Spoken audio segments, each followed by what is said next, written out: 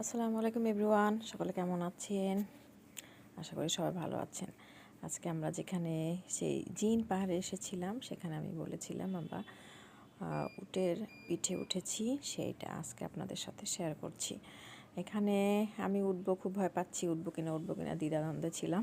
এর মধ্যে সে আমার বাবা যেই বসলো আর উটটা উঠে দাঁড়িয়ে গেল, তারপর আবার এখন নামছি। এখন আমি উঠবো হলো, খালি আমি মক্কা মদিনায় যতদিন ছিলাম শুধু ফিল করছি যে মহানবী সাল্লাল্লাহু সাল্লাম, আল্লাহ তাআলা, কাবা শরীফ সব কিছু মিলায় মানে আমি একটা চিন্তার মধ্যে ছিলাম।